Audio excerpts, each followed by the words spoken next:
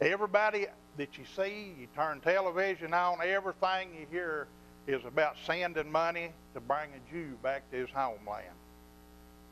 Bless the Jews and you'll be blessed. Treat Israel good. Treat Israel good, because if you don't, we're in trouble. I want to bring out in the Word tonight that Israel was not a nation anyway. It was the name of a man that brought in the seed of Jesus Christ. Is that okay? I believe this will turn out all right now. If everybody just hang with me. Okay, in the 26th verse of Genesis chapter 1, the Bible says, and God said, let us make man in our image and after our likeness, and let them have dominion over the fish of the sea and over the fowl of the air and over the cattle and over all the earth and over every creeping thing that creeps upon the earth. So God done this. He created man like that. The point I want to make here, God gave man dominion over the earth and everything in it. Everything.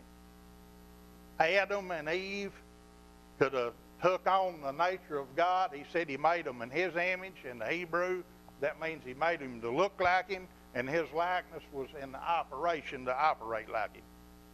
So whenever the devil turned over a page or two in this 3rd chapter, and I'm not going to read it script verbatim as it goes, but he told them that there was a tree planted in the middle of the garden as then.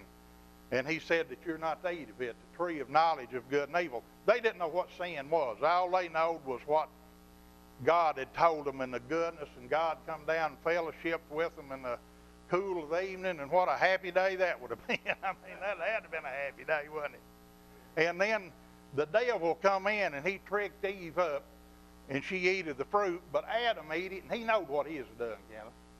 He wasn't deceived.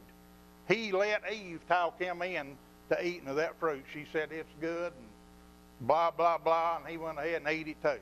So by the offense of Adam, sin was brought on all of us. Jesus Christ, it was done away with, or if we receive him, to where we can operate.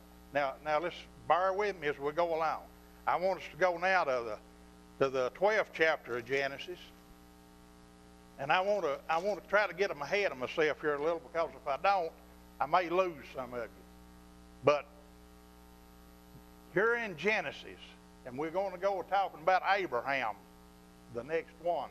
Everybody tries to tie in what happened here in Genesis and about the covenant that God made with Abraham, and they want to tie that in with that being a nation, the Israelites, or the nation of Israel. This was about 480-something years or something like that before the law ever come in.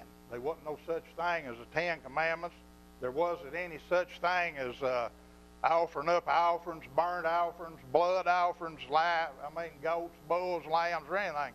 Abraham lived under what, as close as what we could think is the way that we're supposed to live today. He didn't live under the law. 480 years is a long time. That was before that the law was given. Again, 2 Timothy 2:15, study to show thyself approved unto God, a workman that needeth not be ashamed, rightly dividing the word of truth. It's important that we rightly divide what's in this book.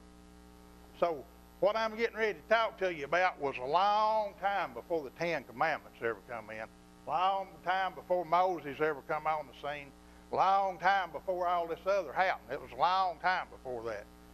In the 15th chapter of Genesis, I want us to read verses 1 through 6. After these things, the word of the Lord came unto Abram. And I want you to notice this here too. Abraham's name wasn't Abraham then. His name was Abram. Sarah's name, his wife, was not Sarah. It was Sarai. I want you to notice as we go through all this how God changes their names to mean something. What we don't get a hold of a lot of times is God made everything that we see besides us, flesh, beings. He spoke it into existence. Made it with his words. Let there be light, light was.